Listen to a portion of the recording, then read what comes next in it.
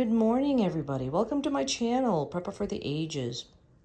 Thank you for stopping by and taking a peek at what I'm up to next. Here's my project. This is lockdown. This is day 16 of doing my quail egg incubation. So I have, this is lockdown. So lockdown started yesterday morning.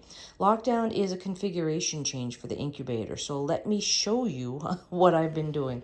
Okay, lockdown is first I took out the rail. So the eggs have a little egg turner in here. I have to put extra light on here. So the egg turner has stopped.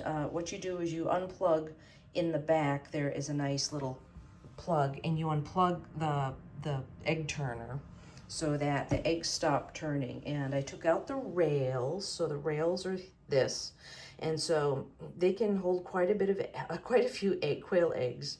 So I had to order that separately for the incubator. So I ordered it. It came in. I took out the chicken rails for chicken egg rails, and I put in the rails for the quail. So at day 15, lockdown begins. So you take out the rails, and that black pad is a pad that I purchased. It is basically for shelving, you know, your kitchen shelves. So I had purchased that. It's a grippy grip. So it does two things. It lets when the chicks hatch, if the chicks hatch, it lets the chicks have a nice grippy area, because they're like drunken sailors when they hatch. And also the little it's a little grate underneath, and so it'll prevent it'll give the quail chicks better purchase when they hatch. So right now the temperature is 99.5 degrees, and 61 is the humidity, which is the minimum humidity, basically, for that. Any lower and I'm going to have to MacGyver something. So I have taken out, this is reservoir A and reservoir B. I don't know if you can see that. I have them both full of water. I took out the cap for reservoir B so I could fill it. And that's why the humidity is so high. Now, the last 24 hours, I've been kind of struggling with the temperature a bit. It went down because I took off the cap, I took out the rails, I put in the mat. And so the temperature, when I went to put everything back on, the temperature wouldn't go above 89. So basically I was in the mid 80s.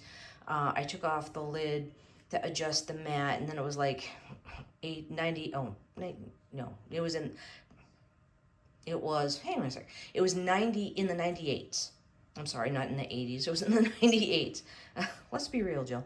It was in the 98s. When I took off the lid to finagle it, it dropped into 98.2, and I was really concerned for a while, but I took off the lid and I gave it a good seal when I put it back on. So it went up to 98.8, and it's supposed to be 99.5. So I had to adjust the temperature up here. There's a little temperature adjuster.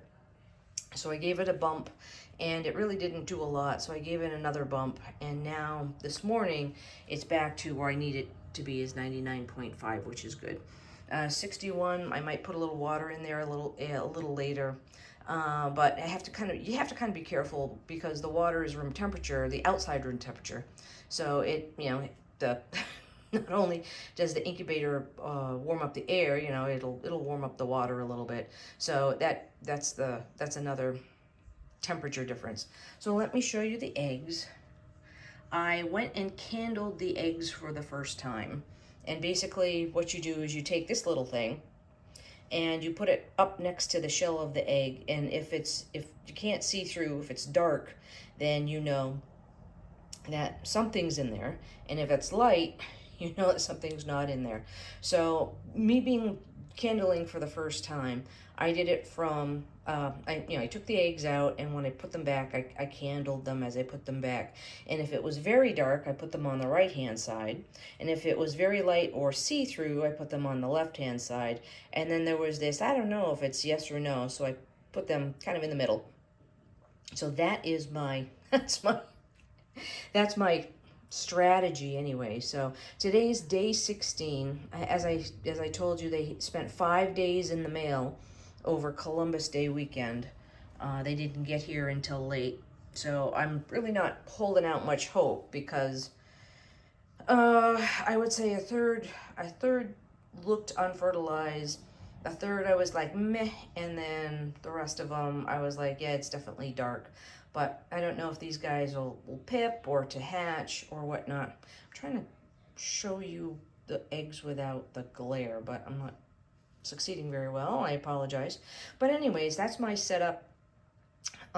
Today is day 16, so they should be pipping through. If anybody's in there, they should be pipping through any day now. So closely watch them. They pip through, and the ones that survive, we'll take them out when they're, in 24 hours when they're fluffy. So basically, they can stay in there and be in there until they're really fluffy. And then I take them out and then I put them in the brooder. And I guess I should give a little tour on the brooder next. So, but anyways, this is my first time incubating quail eggs, and we will see what happens. We'll see if we'll get a whole bunch of ones that aren't viable, ones that will pip but not break through. Some will break through and not be strong enough to survive. And then there's the extra, there's the extra factor of surviving my first time trying to do this. Anyway, okay. All right. I hope this finds you well. Thank you for joining in on my fun, exciting adventure. We'll see what happens. Okay. Hey, have a good one. Take care.